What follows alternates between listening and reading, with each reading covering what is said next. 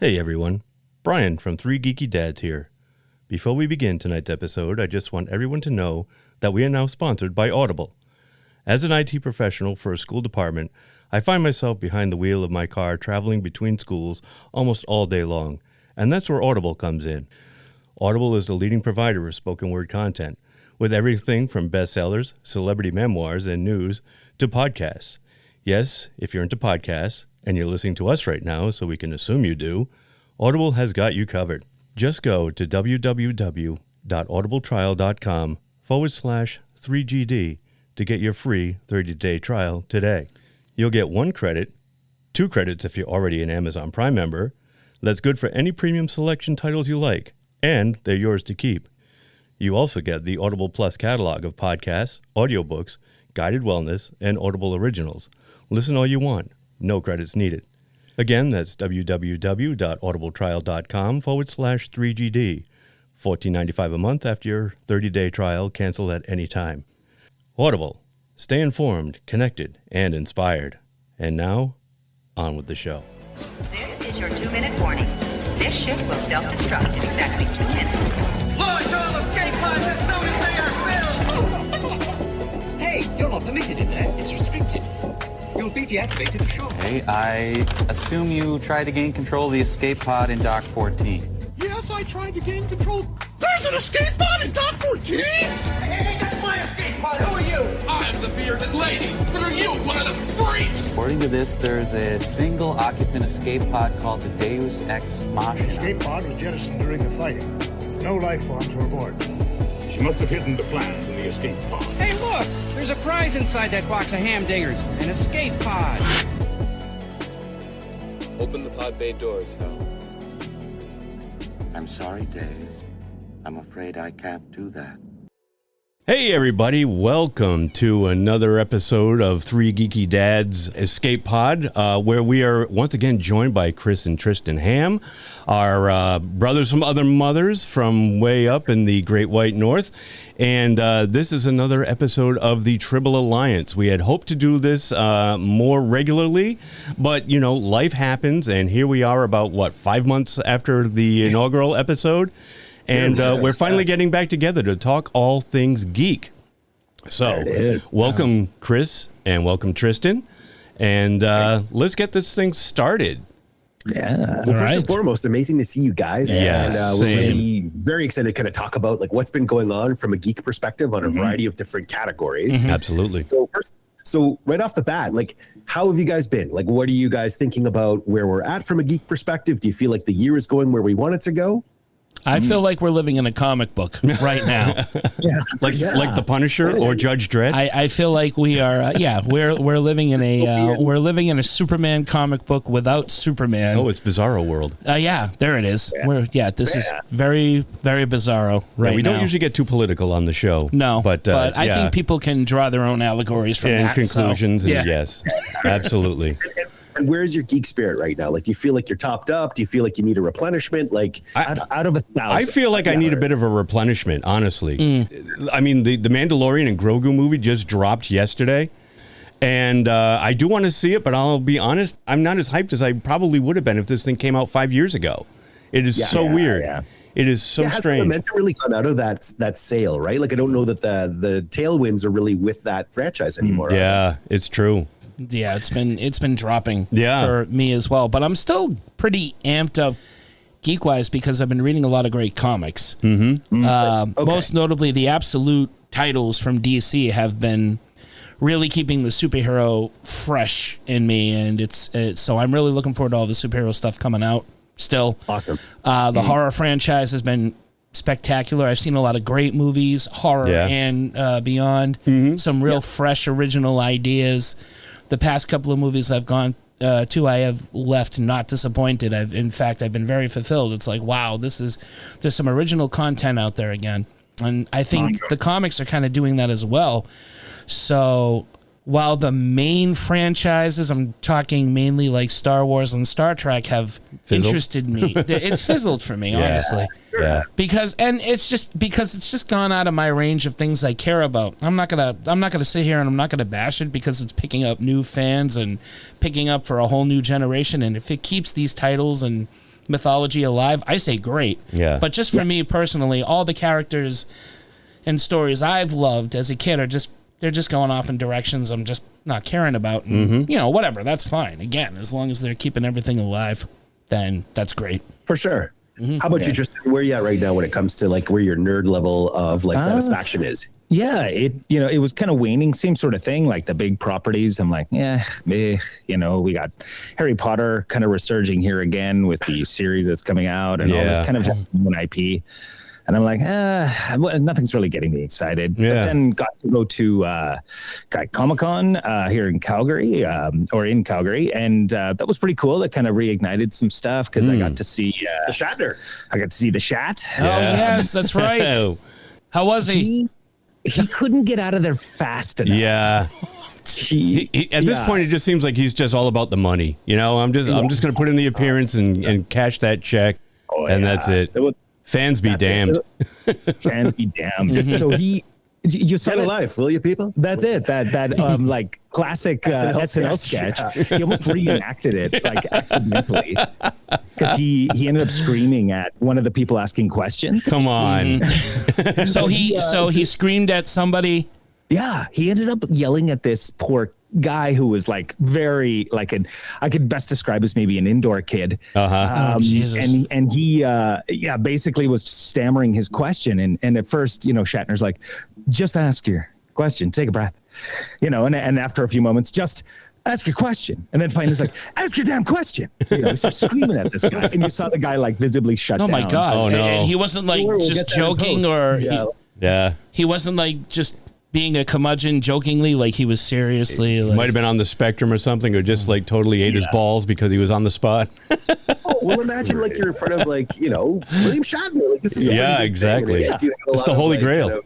Precisely. So that's a little unfair of him. Yeah, true. Yes, he shut this guy down pretty hard, and eventually the guy stammered out a question. It was like, eventually he was like, do you think Lower Decks and TOS are going to have a crossover kind of thing? And he's like, I don't know. Next. So, oh no, that's he's got nothing to do with that. Why would you ask that? Oh, no, I mean, the guy Shatner should have been nicer and been like, all right, this guy's a fan. I have no idea, but humor him. Why are I'm you getting paid to humor this guy? That wasn't the original question. Like he probably then on the spot freaked out and just had to spit something out. Sure. I can guarantee you that man has not watched a single episode of Lower Decks. No. I'm almost 100%. You mean Shatner? What did I say? That man. I just clarified. Shatner. Oh yeah, that man. Yeah, no, not the questionnaire. Not the question guy. Yeah. The questionnaire. The poor kid totally pulled a Chris Farley. So remember when you were on Star Trek? That was cool. But he went on. He talked about really quick. He talked about Nimoy. Like one person asked him, like, "Hey, like how, like your relationship with Nimoy? How was that?" And so he went on for 10 minutes talking about how painful and scary it would have been to die from emphysema to the crowd. And he just like, maybe he was really feeling it, but then he started to like demonstrate what it would be like not be able to take a breath and stuff like that. And it got really dark. Jesus. Like everybody, it just went dead silent as he's like doing this impression of Nimoy in his last breath. Oh my God. It was so weird. Very morbid. We're going on like just a bunch of mushrooms and stuff and just some really visceral way to get through this Comic-Con. I've got to get through this one way or another. Kathy, hand me his press agent is Kathy. I gave her that name. Not your wife. Kathy, hand me those mushrooms. I need them. These nerds are going to ask me a bunch of stupid questions. Why doesn't anybody ask me about Kingdom of the Spiders? I was great in that movie. It's true. The cat again. What was one that he did with Ernest Borgnine there? Oh, The Devil's Rain? That movie's fantastic. So bad it's good. Airwolf and Star Trek. Yeah. Right there. Beautiful. Together at last. Man. That's a great movie. We should do that movie sometime. We should. Yeah. Maybe I'll make that a pick of mine sometime. Torture Tito with that one. Yeah. Hey, we got a cat up here. Your cat wants to be a part of the show, Brian. Anyway, so that kind of reinvigorated me a little bit. So that's So a convention like that is always great for recharging the geek batteries too. Just seeing all the other like-minded people really into what they're into. Oh, for sure. Gosh, if nothing else, and you can always draw all the merch, and it's just sensory overload. Yeah, 100%. You? Yeah, I don't know. I mean, like as we sort of started out with the top of the show, I think there's a lot of other things peripherally that are very draining. Yeah. So then you look disproportionately towards like giving my geek battery fill, or you know, how can I look to other things to sort of do that? I haven't really seen a ton of stuff recently, and this is maybe a bit on me that has sort of brought that back up. Like I want to watch The Boys, but I also my sense is like the finale's a little bit messed up. We talked about Invincible a fair amount and how like that just you can't outproportion the amount of damage to make it compelling. So it's like, what do you do with this series at this point? Like, what kind of carnage will actually resolve it? Because every week that kid gets his ass handed to him. He's just it's just fighting in blood, and then he runs back to his room and cries to his mom, and then it's the same thing. He's all healed and he does it all over again. Seriously, like his chest got popped open, and like, yep, no problem. He's going to be okay. Like, he's a Viltrumite. No, it doesn't even make sense. Nothing phases him. Yeah. So I mean, I try to find like IPs that don't that don't already exist, or that they're not trying to extend. Because again, to your point, Mark, like I'm so not interested in a lot of these characters, and that's great that other people are coming on board. I love it, but at the same time, like trying to be someone who can make cohesion out of all of it, I think it's almost impossible. You got to pick your battles, and find those things that you find satisfying. So maybe one of the things trying to work towards, for me anyway, is be more discerning. Like instead of just like going every direction to try to understand what's out there, narrowing it down. Like I had a lot of fun watching One Piece. It took a bit to get into that, but the live action one, right? Yeah, the live action. Yeah, it was really I haven't checked it out yet. I know nothing about the anime. I've never seen one episode of the anime, and I hear there's like 1 million episodes, so it's a little daunting. Well, I wouldn't want to try to tackle it, but I found the live action one to be like really satisfying, and the tone of it, like, very playful and very light. It was like, that was something where I wasn't like immersed in darkness to just try to get that sort of big, action, or sort of try to outdo itself every episode. This was very much about following like a very like innocent and like a fun story. So it was just a nice distraction. That's cool. I felt the same way about when they did the live action Cowboy Bebop. With and unfortunately they canceled it after one season, where at least with One Piece it got a second season, hopefully a third. So the story should continue. Like, did they ever discuss kind of what the rationale was? It's Netflix. Netflix is very fickle. Yeah, I don't know. They cancel everything on a whim over there. It's strange.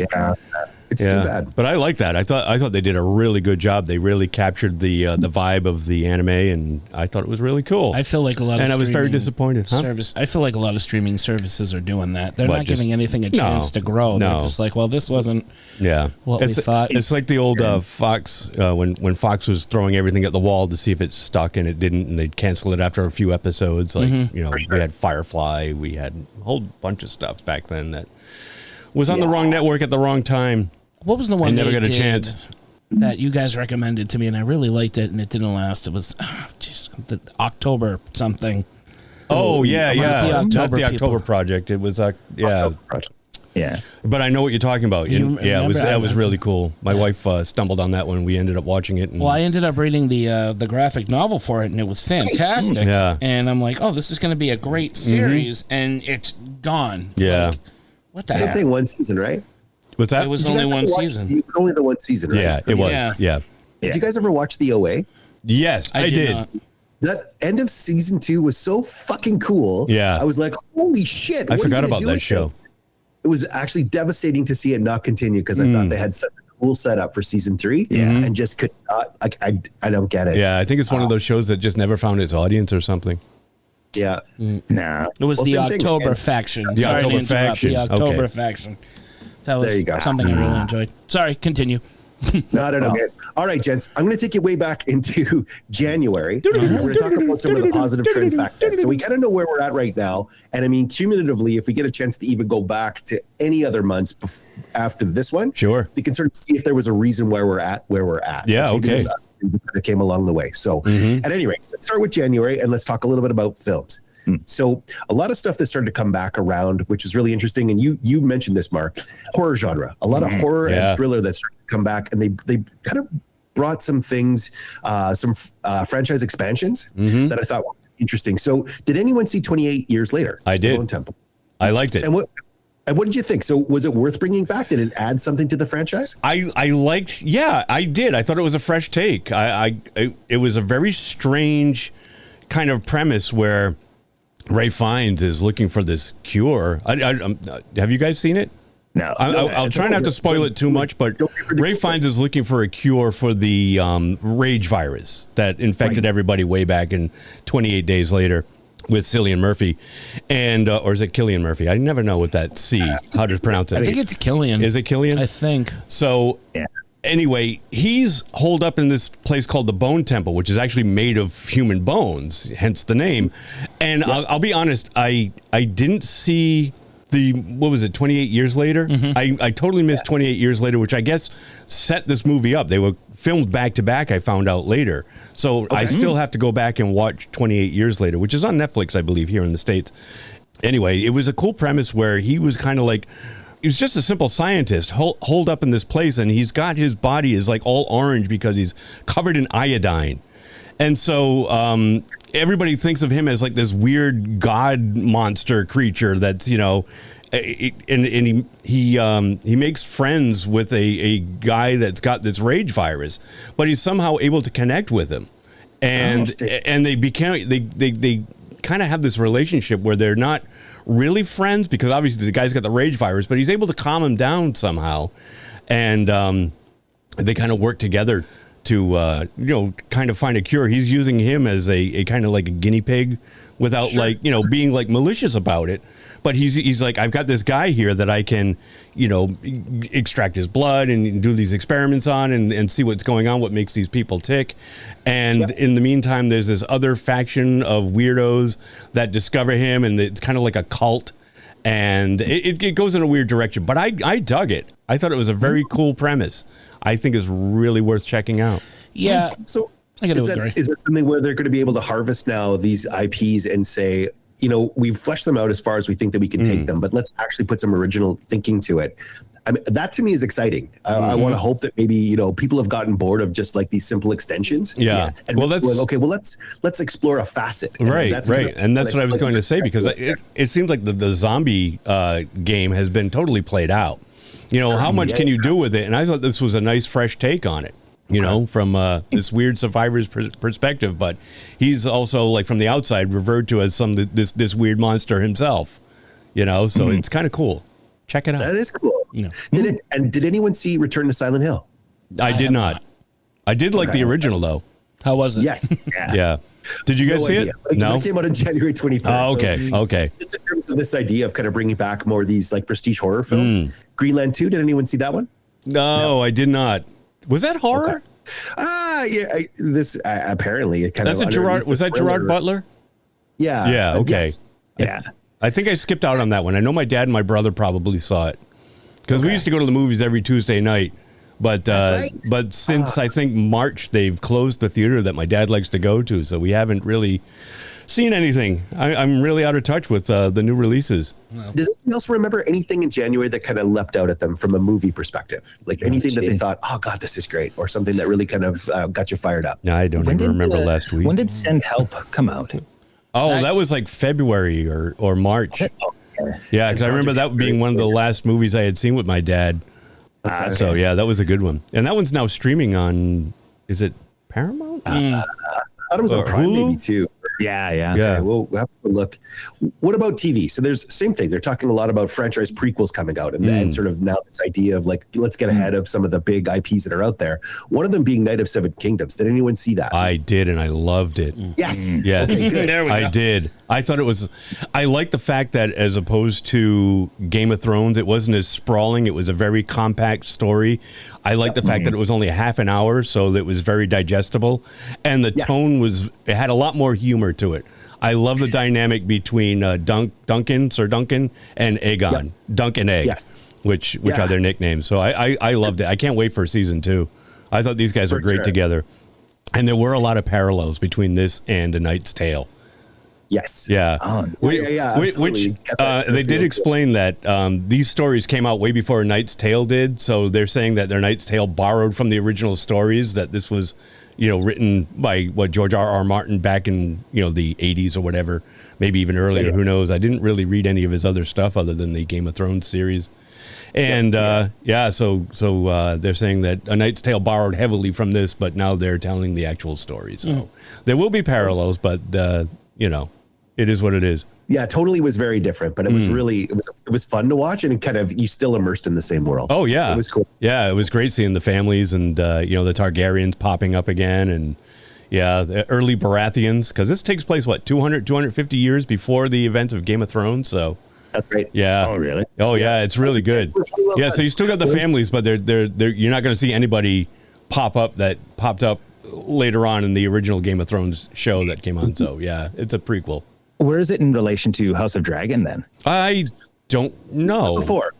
Yeah. Is it before? House of Dragon is just that's 100 years before, and then to your point, right, it's 250 for A Knight of Seven Kingdoms. Yeah. Okay. Mm-hmm. So that would lead into House of Dragon and then House of Dragon 2. Yeah. Yeah. What about Star Trek Academy? Because this is now this has got canceled, right? It got canceled, but they did film season 2 already, so they're still going to air that. So good. Yeah. You know what? Any thoughts? I was not so on board with it at first, but I did give it a chance. I watched the entire series all the way through, and I ended up enjoying it for what it was. I did. The characters grew on me. I did like Holly Hunter as the. She wasn't really a captain. I forget what they said her title was, because she's kind of like this administrator of the academy. Right. Even though the academy building itself is a spaceship, which I thought was weird. I didn't like the design of the ship for one thing. Yeah, that was the only. If I have one big problem with it, was the ship itself, and the ship itself was it looked like a comm badge, and then the comm badges that they wear in episode 3 when they finally get to the academy, it looks just like that. I'm like, it is the comm badge. Oh my god! So the ship is the school, but the school is the comm badge. I'm like, I didn't like that. There was some design elements that I was not on board with. But I thought the stories were cool. I liked the characters. It kind of reminded me, because they were all young and everybody was from a different planet and everybody had a different, I don't want to say power, but a different ability. It almost reminded me of an X-Men kind of show. Yeah. Interesting. So, I've heard that. when they all had to work together, and it really reminded me of the X-Men. Yeah, well, there's that one character, Bolverine. Bolverine? Yeah. And, he comes from the planet Adamantium. Adamantium 4. Just like a lot of vampires humping. Yeah, it shouldn't have vampires, werewolves, and humping. That sounds like a Liefeld knockoff. That sounds like something my wife would watch. Is it the Great Lakes Star Trek or something? The thing about Star Trek for me now, and I know this sounds really weird. This is the only way I'm going to describe it. It's just everything looks too clean, neat, slick, and there's a humor to it that just I never got into. It's the humor is very weird. It's funny. Yeah. It's not bad. It's just. When I think Star Trek, I think old clunky ships, technology. Same way with Star Wars. I mean, it's just the stuff I grew up with. So the sleeker and more smart and witty everybody is. You are smart. It doesn't work. Yeah, I guess evidently I need stupid Star Trek people. I don't know. Or everybody just has the same kind of attitude or character. There's no level of difference really from one character to another. Yeah. It's just like one's an alien, one isn't, but they all sound the same. They all talk the same. They all have the same kind of delivery, and it's like, all right, everything's so clean and pristine. It's like it's just not the stuff I grew up with, and I just have really no interest in it. But I'm not gonna bash it. Have you seen Lower Decks? I saw Lower Decks. I had a hard time getting into it. Really? I loved Lower Decks. The Rick and Morty. Strange New World? So does my wife. Oh. Same thing. Strange New World was good. I love Strange New World. Let me take that back. I did like Strange New World, because that was going back to the original characters that I knew and loved. Yeah. But Lower Decks was very Rick and Morty, which I love, and I don't know. It's weird. It's like...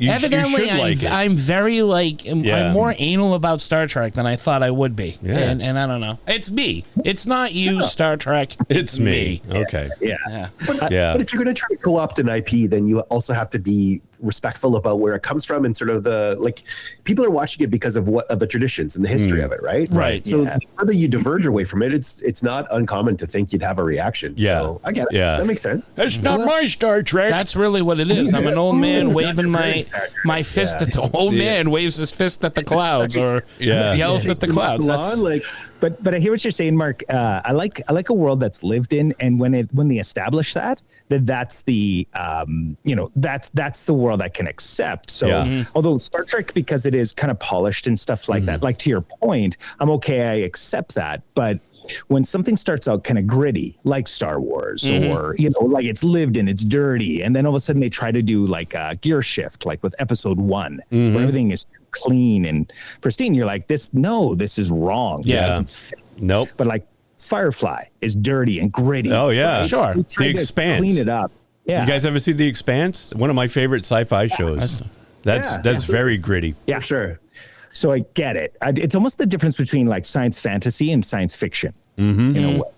And also, there's been a lot of hate on these newer shows from nerds that like kind of turned me off to watching the show because all I can think of is the controversy that surrounds it. You know, and it's just like I gotta lay off YouTube and shit like that because everybody's complaining about there's it's all women and it's all this and look at there's not enough white people. It's all stupid stuff. But it's like in my head, and I'm like, this is all I can think about now is how much people are divided on this show, and it just does not make me want to watch it. It's like I'm kind of sick of hearing it about it. It kind of kills anything for me. I think the new Star Trek show is a perfect example. There's been a lot of hate on it and a lot of back and forth on it. And now I'm just kind of like, it's like my parents arguing at the table. I'm like, I don't want to be a part of this. I'm going to go in my room. See ya. I'm going to go draw. Which is what I've been doing. Yeah. Talk about the role of trolls. Like, I mean, right now, if you think about where your sort of energy levels come from when you're thinking about like being full on Geek, are the trolls really kind of taking away from that, or is that like sort of the counter to like sure? For me personally, it affects it. I mean, I'll still watch something and make up my own mind if I genuinely want to see it. Right. Like the X-Files reboot. I'm going to see it. It's an X-Files. I love the X-Files. It's who's doing it? Ryan Coogler. Am I saying that right? Coogler? Yeah, he's doing it. Oh, yeah. I believe it's him. It's not Chris Carter anymore. Is he involved at all? I don't know if he's involved at all. I just know. I'm sure he's. He'll give some feedback. Coogler's the one that did. What's the vampire movie that everybody loves? Sinners. Thank you. Yeah. Just totally escaped my mind. Yeah. He's got a great grasp of horror and sci-fi, but he's cast predominantly black people, and a lot of people are pissed at that. And I'm like, what, guys? Why? Who cares? Yeah. There was one black person in all of the X-Files originally, so they wanna go the other route. Balance it up a little bit. Do you feel like do trolls feel like they're actually trying to defend geekdom? Like, are they really trying to do they feel like they're righteous in their cause? Or are they doing it just to mess with stuff? I think there might be a little bit of both. Yeah, honestly. There are those that hate on things just to hate on things. Yeah. And there's that's like the toxic fandom. Those are the guys that just like they just want to shit on it. And then there are the trolls, I think, get a certain amount of glee about doing it. Where like the toxic guys, they're just doing it because they're jerks. And not to say that trolls aren't jerks, but I mean the trolls do it just to get a reaction. Where I think that the toxic fan people, they truly believe what they're spouting. Right. So there is a bit of a difference, but again, it does bleed into each other. Yeah. And I guess I kind of fall into that too with the Star Trek stuff and just the stuff that doesn't interest me. But again, I'm not going to bash it. And with X-Files, I want to know where it's going. I don't need Mulder and Scully had this story. Awesome. It's a great, quite frankly, the last few seasons of the X-Files weren't even that great. So you mean on the original run? On the original. I usually stop at 7. Yeah. 7 is where it stops. That's when Duchovny left? Yeah. There's a good cutoff point where you just kind of go like, now you've just gone too far. Right. And so if the X-Files are going to continue with new characters and people are picking up where Mulder leaves off, I'm all for that. Yeah. What I would prefer is a prequel. I want to know where the hell the Smoking Man comes from and the Syndicate. I want young Bill Mulder. I would prefer young Bill Mulder and young Smoking Man and setting up the project, and you've got Deep Throat and all of that. Why are you smiling? I just thought of Jim Henson's X-Files babies. Jim Henson's X-Files babies. I'm totally down for that. Baby Scully. Oh my God. Scully is a little baby running around like Princess Leia in that god awful Boba Fett that's show. where my mind went when you started saying. Yeah, baby Bill Mulder. That's fine. I would watch that. I would. I want to know how the Syndicate got formed. But hey, for sure, it's fine. It's X-Files. It's great. But some people are not happy with it. Well, I'd watch it. We're going to make everyone happy. I think the idea of at least pushing forward to try to come up with something to extend it, like we just talked about with the 28 years later. Like it's something taking part of it and just like not just catering to what people were expecting, right? But give it a different direction and see what comes out of it. But you just got to handle prequels carefully. If they do a prequel, right? And I'm thinking about the Continental for the whole John Wick world. Oh, right. I haven't seen that. Hasn't John Wick really been played out now too? Like we didn't need the ballerina. We didn't need like a prequel for this. Like I love that world. It's well lived. Same. But at that point, like you just, But think about like a Solo story, where it's like, oh, that's where he got his gun. That's where he got that thing that was introduced that one time. Oh, that's where that came from. It's like we don't need that. Yeah, that's why he's called Solo. Yeah.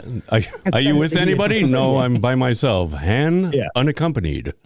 Yes, unaccompanied minor. And someone just gets to go to the camera and go like, yes. I never got to see Chewie pull the arms off of an opponent playing that intergalactic chess game. I was kind of hoping I'd see that whole thing, but it never happened. Prequel. That's true. I want to know, did Chewbacca actually do that? Because that's a vicious thing to do. That's badass. Yeah. That does seem, and like Chewie was like so strong in that movie. Like you finally get a sense of how tough Chewie really is. Right. That was actually one thing I did enjoy a little. Yeah, I love Chewie, but this is the family man who has a family back home with a kid named Lumpy and a grandpa named Itchy. And grandpa, is he, when he's not with that family, is he off pulling arms off people if he loses as a game? Because that's not a good father. Well, no. You know what? He's probably taking his frustrations out on, from having a son named Lumpy on other people. Maybe that was the family name too. You know, like. Was a family of Uncle Lumpy. It was Mala's Uncle Lumpy. Oh, Uncle Lumpy, who died when someone pulled his arms off. It's short for Lumpaka.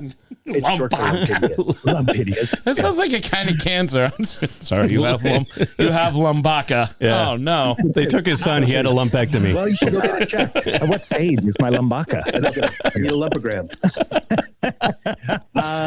Let's talk comics really quickly. So, Mark, you'd alluded to like the Absolute series, and I think most people are really looking at those right now and saying, "This is where it's going. It's original stories. It's kind of getting people reinvested, and especially knowing that a lot of like the 1930s public domain stuff's coming up. That this is a great way to kind of keep these things fresh while they're still time to do it with." Where are you looking for in highlights of all of it? Like, have they taken the stories in directions that you really like? Were there some compromises? Were there things that you think should have been done years ago? Like, what's your read so far?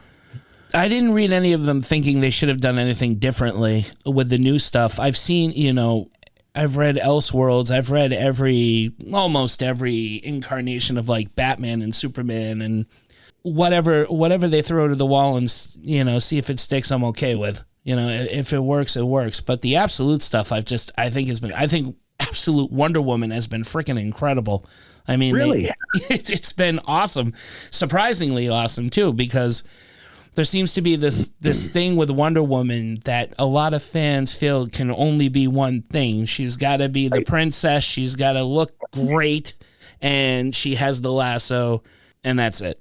And there's so much more to that character, and I think Absolute Wonder Woman covers. She comes from hell basically in this one without giving anything away. She's an Amazon, casted off in hell, and so when she comes back badass. But it's not that badass trope that seems to happen to everybody now. Every female hero has that same kind of we're badass, we're empowered. Okay, great, but where's the story behind it? And Wonder Woman achieves just that. This is an Amazon who's come from hell because of her. It's a whole thing, but she just doesn't show up and John Wick the shit out of everything. She just she learns who she is. She learns she's an Amazon. She's got incredible weaponry in this. So the whole idealism behind Wonder Woman is there, but the setting is so good and the story arc is so fantastic that it just completely elevates her character to something I've never seen before. I've seen it. I mean, Batman's Batman. You know, he's going to be awesome, really, no matter what you do with him. Superman could, you know, he could go either way. It could be a really stupid story like At Earth's End, or it could be friggin' awesome like Red Sun, you know?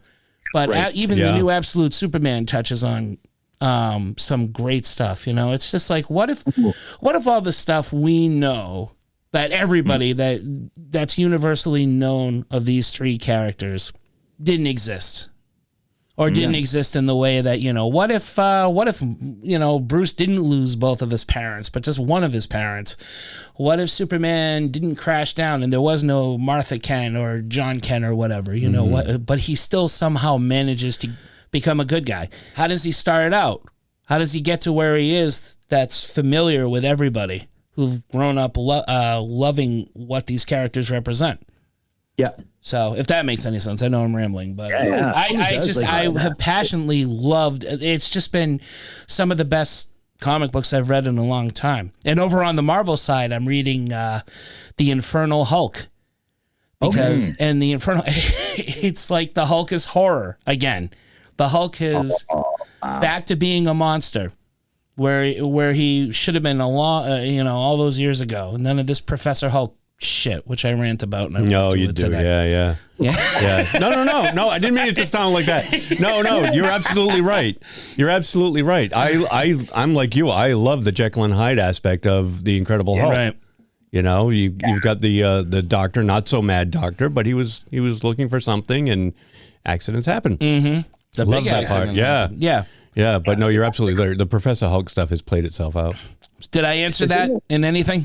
Was that an answer? Great. Okay. I mean, especially as a kid thinking backwards, like I always remember feeling like the DC characters were very one note. Like they're always very basic and like, here's the one power or the one sort of, here's my good thing, here's my bad thing, and this is what I'm constantly dealing with. To give them more depth and more layers, I think that's like super interesting, and I'm fascinating. I'd actually like to read the Wonder Woman one. I highly recommend it. Like I think it's a great character, but I'm so bored of the premise. Like it's just like, okay, I know what to expect from you. Like there's nothing that would surprise me. I would love to be surprised by Wonder Woman. I mean, I think you would be. I was. Let's put it that, you know. Yeah.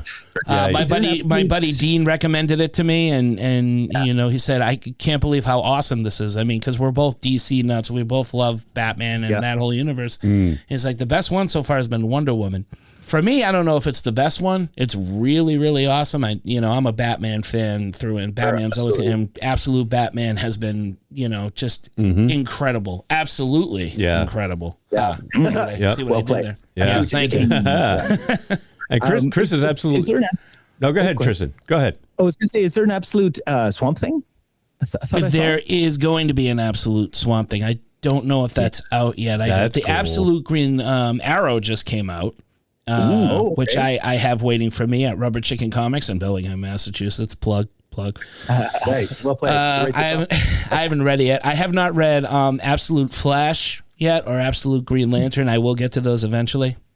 Everything costs money. Yes, it does. So, yes, it does. I got a family too, so you know. Yeah, no. I was going to say Chris is absolutely right. Like when you think of back when we were kids reading DC, the DC heroes.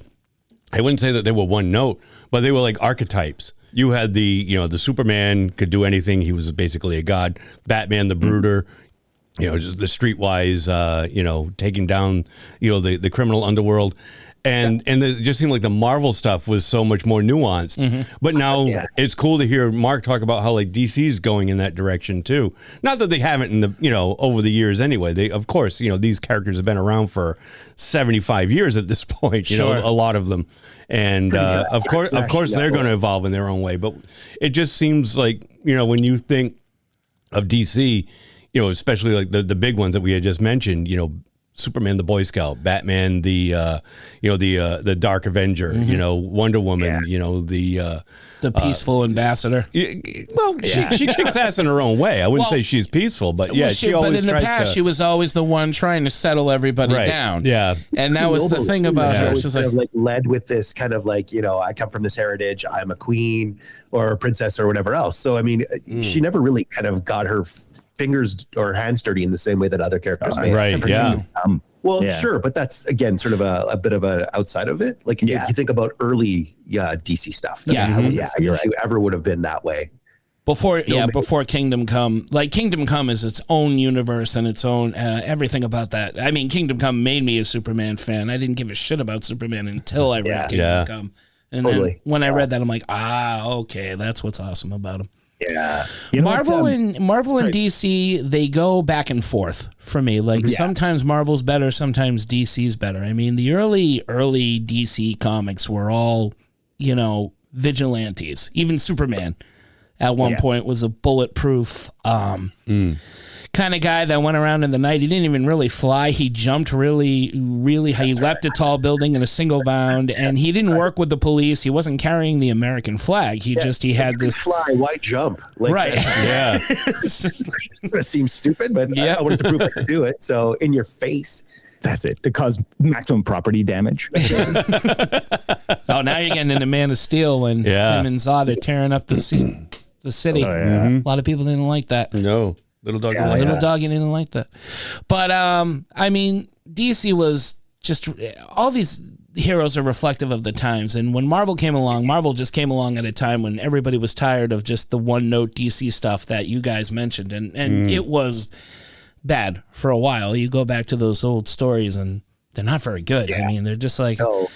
Oh, Superman, Lois Lane, Smallville, great, wonderful. This is boring as shit. Batman's in outer space now. What the hell is happening with that? Yeah, no kidding. I was going to say, like, X-Men almost out of the gate, early on, had some great stuff, like the, that island of Genosha or whatever it was. Early stuff where, like an X-Men died. Granted, it was a Native American X-Men that died, and all the rest kind of lived. But they wiped out one of the main characters right away. But even Dark Phoenix, like there's lots of these incredible early like X-Men storylines where you're just like Mutant Massacre, like all that Chris Claremont stuff. Like, come on. The Chris Claremont was ahead of his time, man. Just like unbelievable. Yeah. Yep. Keep going. I just wanted from role-playing games, Tristan. Oh, sorry, just really quick. Oh, we missed Mark there. Say that again, Mark. Oh, no. I just chimed in really quick and then apologize for interrupting you. I'm good. Interrupting. No. I'm not even drunk. That's just how I talk.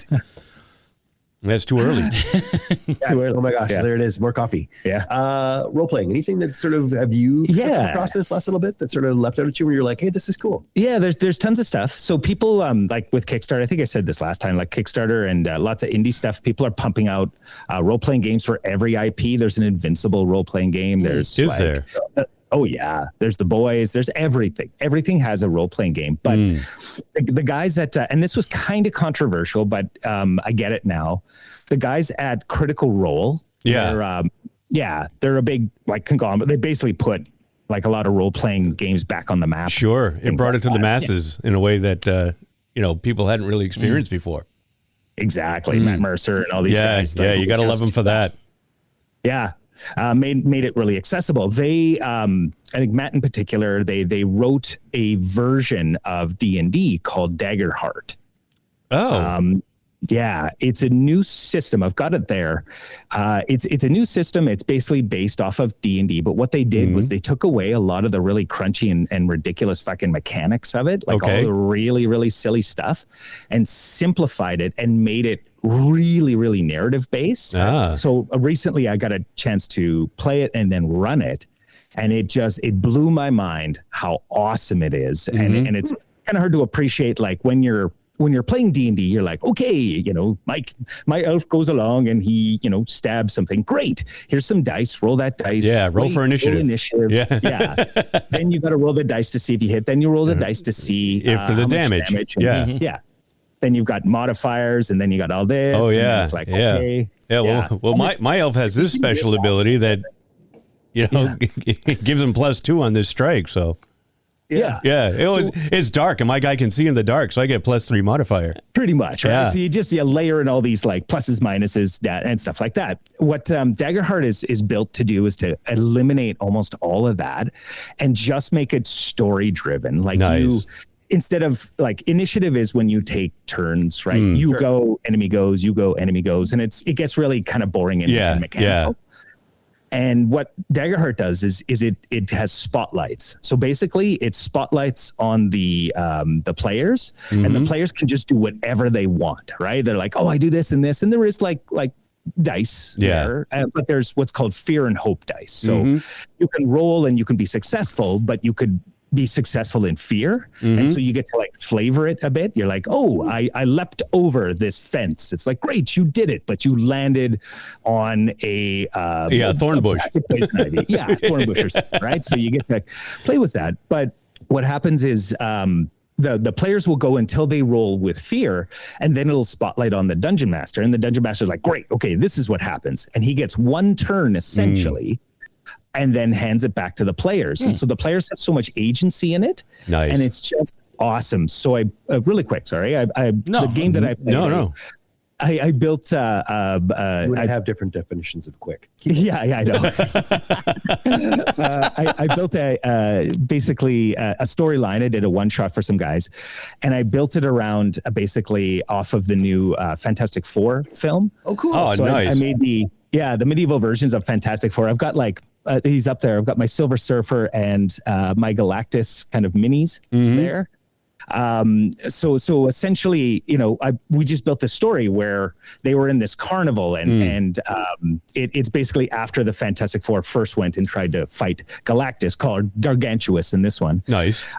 And they had, there was the object. Mr. Fantastic was what was it like Sir Incredible or something like that. And anyway, so they had to go and fight basically Galactus and save Sue Storm's little baby from virginity. No. Oh no, Reed took care of that. Damn. It's that kind of role-playing game, huh? That's it. Yeah. But it was so narrative driven. Okay. The point that I'm trying to get to is that the idea of really heavy narrative RPGs are the big thing, where people it's story instead of mechanics right now. And so that's what's the big thing is like, how do we really reinforce people getting together to tell a collaborative story?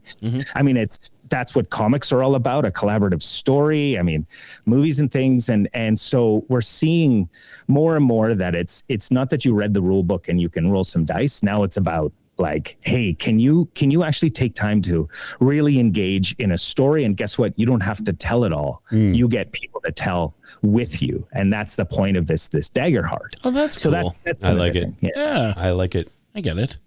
Yeah, dungeon mastering can be daunting, I think. Like we tried to do some stuff with our friend Chad. He very much like he did a great job. Yeah. But he was like, oh, this was such a burden. I think he really felt the weight of it because he felt he had to carry. I like the idea of sort of share the load. Share the load. Yeah.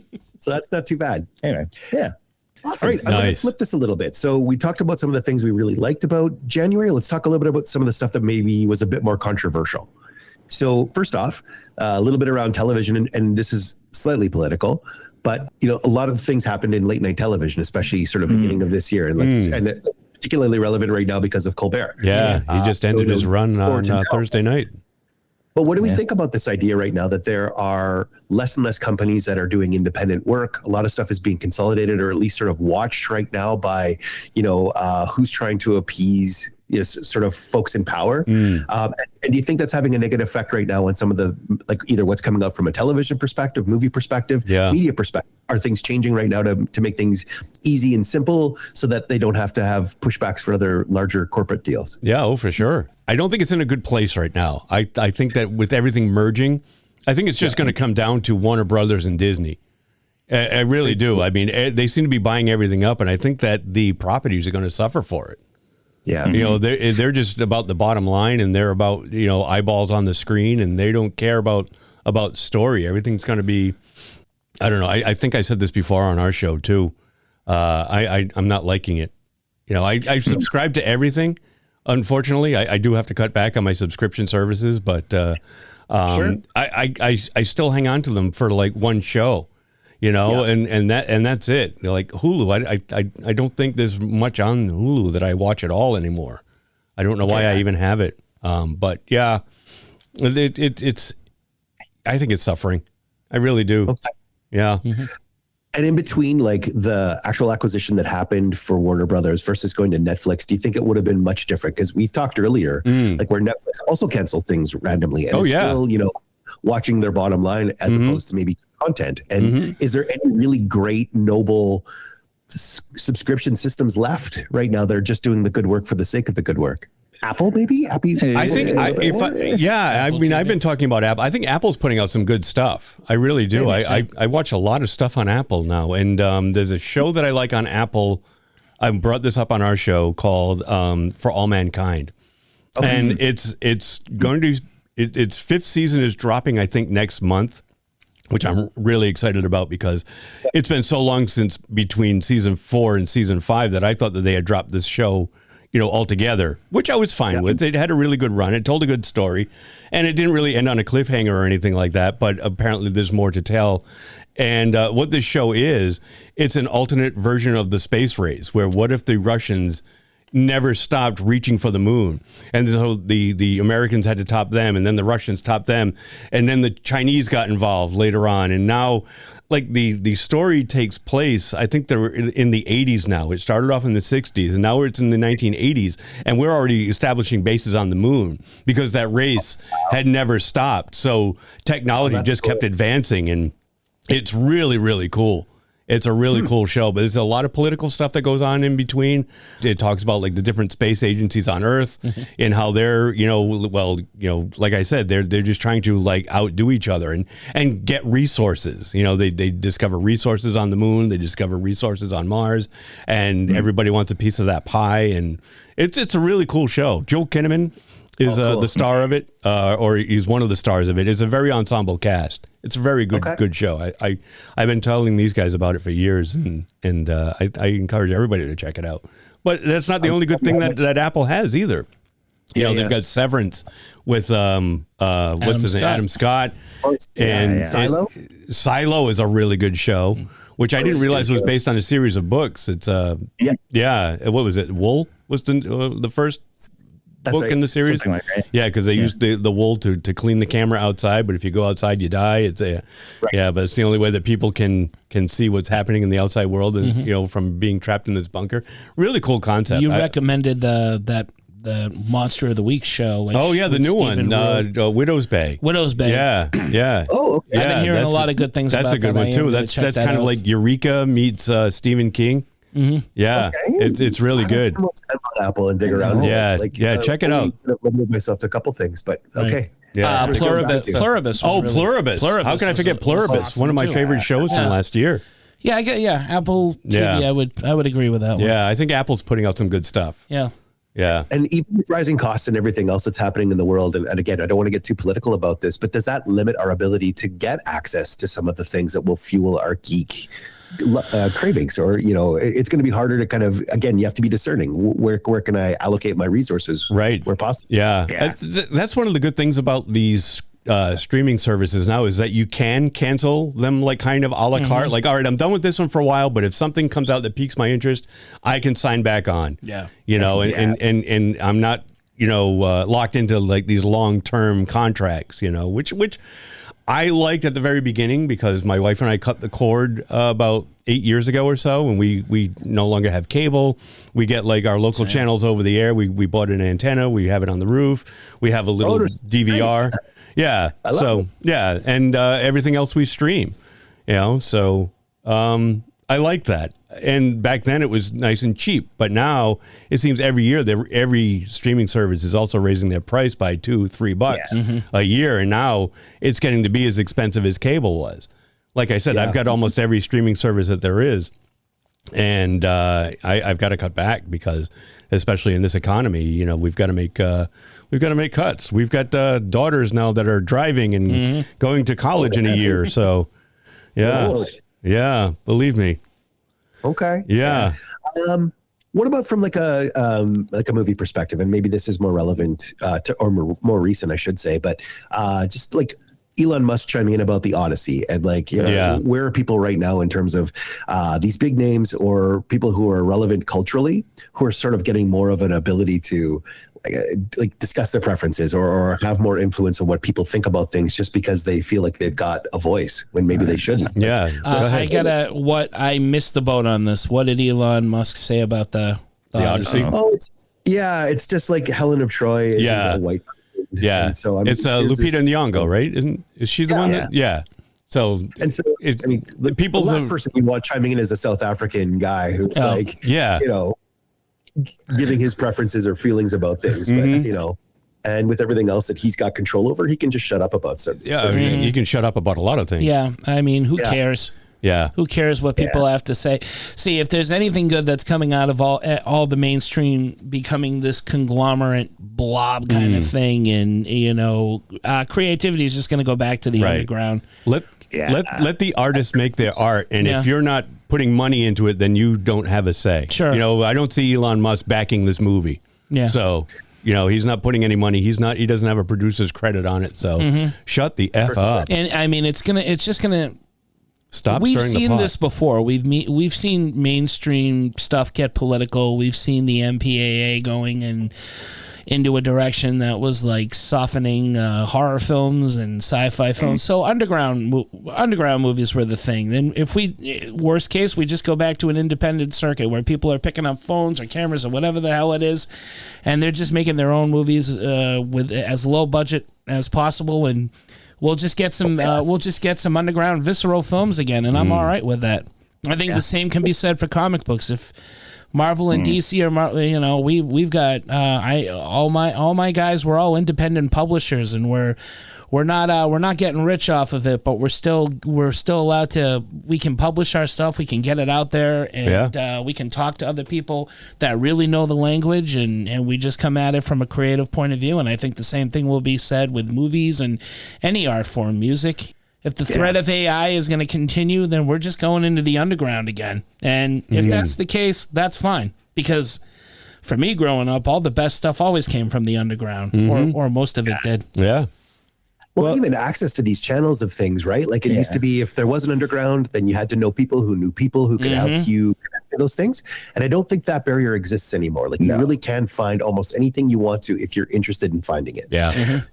Well, there's a resurgence, but now, there is micro dramas that are happening on like TikTok and platforms like that, where people are putting like fan content and actually sponsored content and stuff. So that kind of content creation is going to happen a lot more. And I think that's how we're going to start consuming things in like 7-minute, 5-minute blocks. Absolutely. It's taking the technology and using it against them to get your stuff out there. It's like, all right, everything's all TikTok videos now. And, you can't sit for an hour and a half movie. Well, here, I'm going to make some TikTok shit. Well, do you guys remember it was about 5 or 6 years ago, there was a streaming service that came out that was like geared towards watching it on your phone?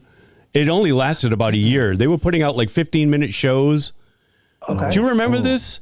I can't remember what the name of it was. I have no idea. Yes, I know what you're talking about. I think Tristan remembers. Yeah, it didn't last very long. QB? No. What was it? Not QB, was it? Or something like that. During COVID, they did like little blocks of the reenactment of The Princess Bride. Oh, did they? It was a big thing. Yeah. Okay. Yeah, but I remember they were making like little 15-minute episodes, geared, in the aspect ratio of your phone, too. It wasn't widescreen. Yeah. That's it. So that's interesting. Like if it's fostering more creativity, I think that's awesome. But are we, if it's small, are we like really catering to this idea of not being able to pay attention to things longer term? Or, I know. Have we maybe, I mean, I understand both sides of that. I would want to be able to have it seen so that people are doing things differently.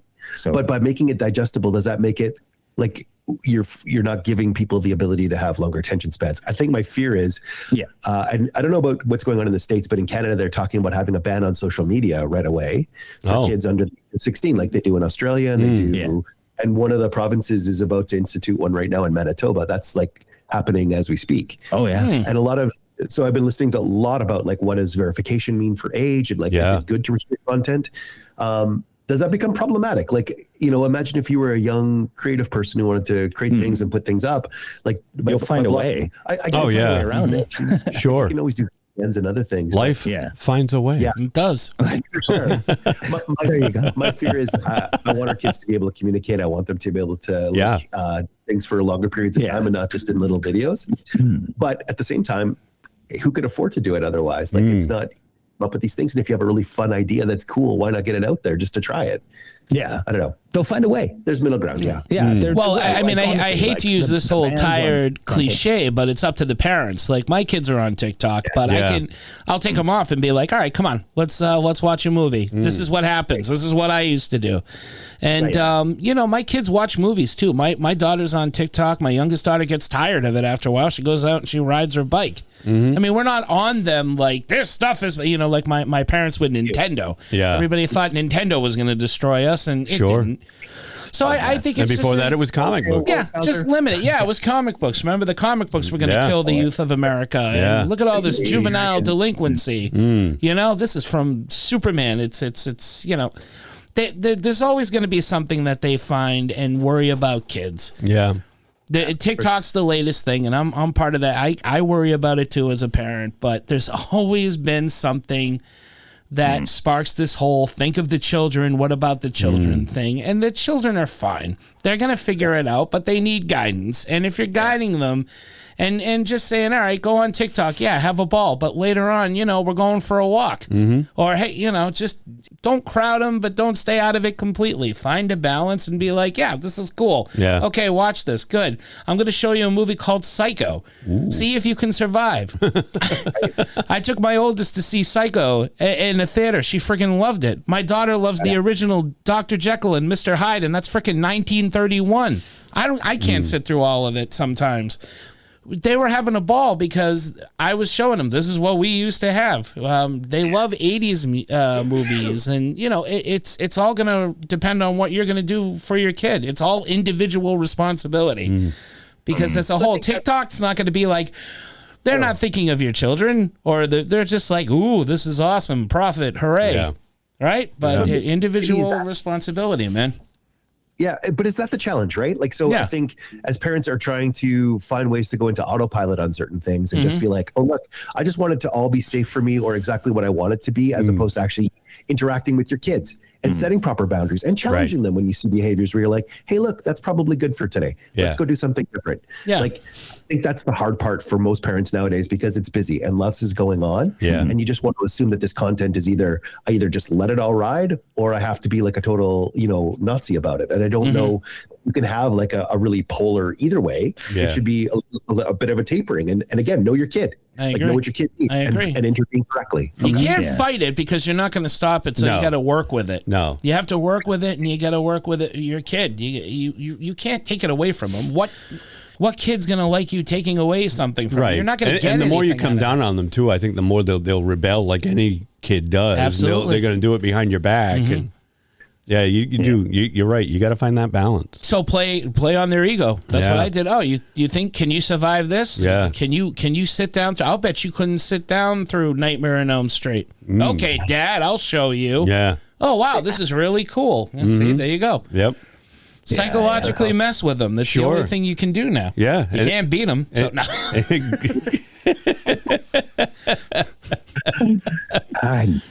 Kidding. Yeah. No, we'll let them watch Nightmare on Elm Street, and then they'll never sleep, and they'll love you for the rest. Oh, they love it. Yeah. Thanks for the trauma, Dad.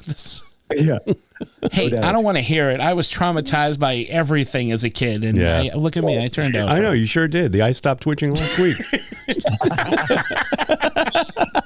Mine's still going. All right, Jan. So it's sort of putting a bit of a wrap onto this one. Thinking about January, and obviously we've got many other months that have sort of other things have happened, and we can even leapfrog a lot of it. Sure. But overall, is this the start of the year that you were hoping for? Is there things about it you kind of went, all right, well, all things weighed equal, it probably as good as I could have expected, better than, worse than? What's your general feel right now when it comes to how the year started off? Because I think when we talked about 2025, there was lots of stuff where we're like, hey, good, I'm glad this is in the rearview mirror. This was a tough year. Yeah. Overall, is it a better year than 2025? Or are we moving in the right direction? No. All right. Well, thank you. As far as geek stuff goes, I mean, there's geek stuff that I'm looking forward to. Obviously, we just talked about earlier about The Mandalorian and Grogu dropped this weekend. Right now, as of this recording, it's Memorial Day weekend here in the States.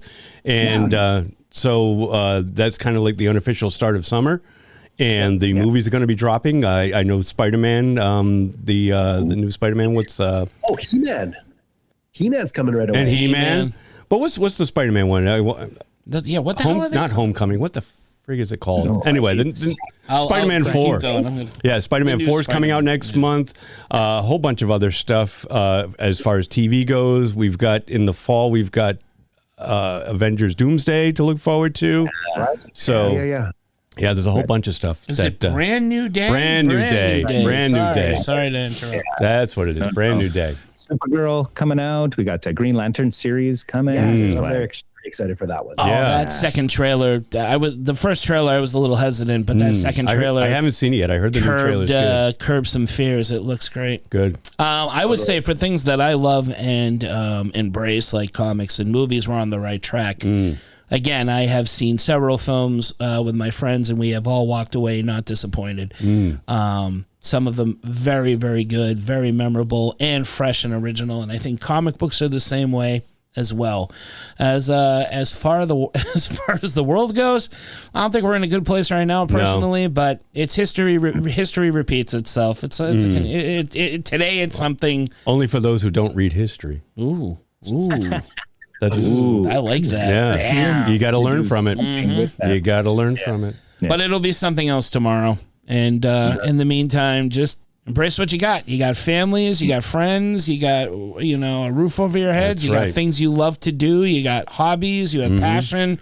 Focus on that because you can't control what's going on out there, but you can control what's going on in your own little universe. Try not to let it all in, and try not to let it all affect you in a negative way. I feel like we're motivational speakers now. We just went all Tony Robbins on this. Remember Tony Robbins? Yeah, Tony Robbins. I can see what I'm really looking forward to this year. Yeah. What's up? Is more issues of Werewolf with a Chainsaw. Oh, yeah. Finally. Yeah. I did not pay them to say that, guys. No, you did not. But see how it all works? July. I'm gonna be at a show in the Monster Expo show in Nashua, New Hampshire in July, and that's when we are unveiling the 5th issue of Werewolf with a Chainsaw. I finally finished artwork for Liner, issue 3, so Jim Savard's 3-part story is done, so now I'm writing issue 6. Ooh. I also have 2 other projects that I'm mapping out. One's a spin-off of Werewolf with a Chainsaw, and another one is my love of Italian horror. So that's going to be one big black and white odyssey that I've been fleshing out. So you'll see more from me, gentlemen. Good for you. And do you feel like you're in a good creative place right now, Mark? As a matter of fact, I do.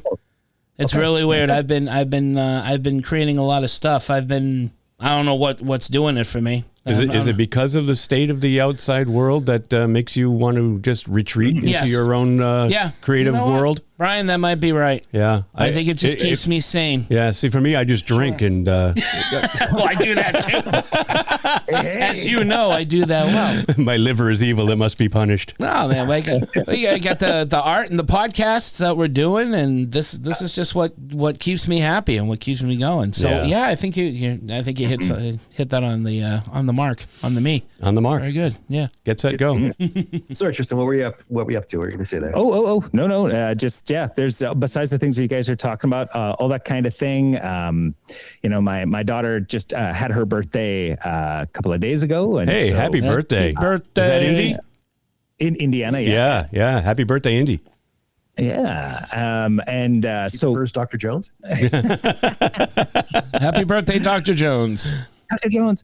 But we got her a 3D printer, and so she's been printing away stuff. And, cool. Yeah, she's big into doing cosplay and stuff, and so we're planning more costumes. I'm actually planning a costume for Werewolf and a Chainsaw. Actually, Werewolf with a Chainsaw. So I've got the shirt already. I'm sourcing out the chainsaw and the wolf mask and stuff. So it should be pretty cool. So that's awesome. To see this. I'm looking forward to more and more creative outlets with there's more games coming out, more opportunities for good storytelling. So Werewolf with a Chainsaw role-playing game. I'm just, since we're still on the subject, I'm just saying. There you go. So Right. my daughter turns 15 at the end of the summer in August. 15. What am I saying? 17. My daughter, she's already driving. Yeah, I was going to say. I don't know why I said 15. No, so my daughter's birthday is at the end of August, and one of the things that she had already requested for her birthday is some Dungeons and Dragons books because she wants to start DMing with her friends. Very cool. So, Tristan, I might be pointing her in your direction for some pointers. So her friend, that crew that my daughter's a part of. Yeah, if Emily wants to get on board, she's probably going to. Quinn would love to. Quinn and Jemmy and all of them are doing it. Then good for her. Nice, that's awesome. I'm in. What about you, Junior? So this is a really not a great start to my year. There's just lots of little things, kind of both work wise and kind of personal life things that have not been optimal. So I feel like I've had a bit of a setback kind of to start. But in truth, this has been actually something I really was looking forward to, is seeing everyone and kind of getting re-immersed in this. Yeah. It was nice to do recording the other day for our own podcast. And I think for me, and I love what you sort of said before, Mark, it's time to control what you can control. There's only so much agency you can really have. Right. And if you let the world pull you in a bunch of different directions, you really can't, you're going to get spread thin. I'd rather consolidate, find the things that I love, spend time with the people that I love. And this is this for me is what kind of, fills up my, I don't know, bucket. Yeah. Well, no, whatever. I'm just it kind of tops you back up, right? Sometimes you run out of fuel. Yeah. This gets my fuel gauge back up. So good. Thank you so much, gentlemen, for the opportunity to at least get together and have of course. It's just been a way too long time coming too, because we had planned on getting together a lot earlier and life just kept getting in the way. So here we are. Yeah, we wanted to do this at least once a month, and we'll make it happen. Yeah, we're finally here. We're finally together, and it's you're right, Chris. It's a great feeling being all together again and talking about what we love and enjoy, and just hanging out. Well, and I think especially when September comes around and we have a chance to go spend some time, we should do some recording there too. And that's a given. Yep, in the mountains of Maine, absolutely. Yep. Yeah, we're gonna have a good time. This sort of be the tipping point to a better year for everybody, especially from a consolidation of all the geekiness. Yeah. We'll have a lot to talk about because the summer will be over. All the blockbuster movies will be behind us, and we can reflect on that. Totally. Yeah. 100%. All right. Well, on that note, thank you, gentlemen, for sharing your time and for getting a good synopsis about what's been going on this year from a geek perspective. You're welcome. Awesome. Yeah. Anything we missed? Yeah. Anything we didn't? I think we talked a lot about what we wanted to cover. We went through the list, did we not? We did. Yeah. So, we talked everything awesome. I don't think we missed anything. I don't think so. Just get your fucking shine back. No. I thought he was setting me up for that. I've always wanted to do that. Can we do that? Are we allowed to take that from him? Damn. You could do it. That's fine. Yeah. No, thanks for setting up the questions, Chris. So where can we find you guys? Speaking of Get Your Shine Box, exactly. I was just going to segue into that too. To your the respective podcasts. Yeah, sure. So you can find us on most podcast streaming platforms. We have repaired that relationship with Apple, so finally. That's right. Yeah, good. Yeah, we're all friends again. We're all friends again. Friends of the show, Apple. Tim Apple. Our episodes are. Yeah, our episodes are few and far between sometimes because of scheduling and things like that. But we love to pump it out. And, we miss your show. Yeah, we do. Come back. Yes, come back, Chris and Tristan. Stop having lives. Oh yeah, no. Chain yourselves to that recording desk. Pretty much, but we've come up with a little bit better schedule now. So all right, good. Yeah, and we'll have to do the same. All four of us. Yeah, we will. And you gentlemen, where can we find you? Well, you can find us at here we go. www.3gdpodcast.com. That's www. The number 3 gdpodcast.com. And I'm not going to go into the whole thing, but we like you guys, we can pretty much be found everywhere. We have social media presences out there. We're on Facebook, Instagram, Blue Sky, and the audio portion of our show is also on YouTube. So check us out wherever you get your podcasts from. And we got a few more episodes coming up before we go on break in July, and then we come back in August. That's right. We take a summer vacation. We do take a little sabbatical. do all recharge the our family geeky stuff. batteries. Yeah, Sure. And then we'll be back in August again, off for another year. Another 9th. Huh? Well, that November is kind of the start of our season because we started in November. It's only been 8 years. I still haven't figured this out. Yeah, no, that's okay. You'll figure it out before it ends. I am smart. I can make things go. You make it go. I'll figure it out afterward now. I love the Drop Dead Gorgeous episode. Oh, yeah. Heaps of fun. Yeah. I howled. It was always, whenever I listen to you guys, I'm always like yelling at the radio. Which is good. Kind of thing, not yelling, but just like, oh, this, About, you had the question like, what surprised you? I think what either actor or kind of like movie genre or something like you went in going, this is getting garbage. Oh yeah, surprised you. I was thinking about that, and that was their kind of appetizers. Right. For the last one, and I was thinking about it, and for me, it was like the Lego movie and the Barbie movie. Like going in, I was like, toy movie, fuck this. Yeah. Garbage. Yeah. But I was blown away by both. Yeah. Loved both. Yeah. Yeah. The Lego movie that was surprising for me too. And I found out that what was it? Is it Lord and Miller? The directing team did that, and they just did the Project Hail Mary. Yes. Which I just got to see the other night. Oh, you did? Yeah. Is it as good as... It's really good. Is it the best movie ever? It's not the best movie ever, but I want to watch it again. I thought it was really Tino fantastic. hyped it up as the best movie ever. Yeah. Yeah, no. Really? Uncle Omer came over for his birthday. We made some homemade pizzas out on the deck. And that's awesome. We came back in and watched Project Hail Mary, and everybody loved it. I can't wait to see it. I do want to see it. Yeah, really good movie. I'm still maintaining so far the best movie I have seen so far of this year is Good Luck, Have Fun, and Don't Die. Oh, we started watching that too. I absolutely love that. We started watching that too, and then it kept stopping halfway through. We couldn't get it to continue, so we put it aside. All right, I don't know what was going on with it.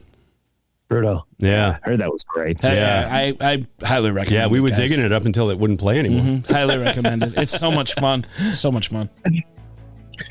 Brilliant. All right, fellas. Okay. Well, have a great rest of your Memorial Day. Yeah, Memorial Day weekend. Sure. Have a great Memorial Day weekend, and keep up the Trebellion. All right. Ooh, love it. Up the Trebellion. I love that. Ooh. All right. That's the sign. A new phrase has just been coined. You heard it here first. Ciao. All right, lads. Take care, Jess. Bye-bye.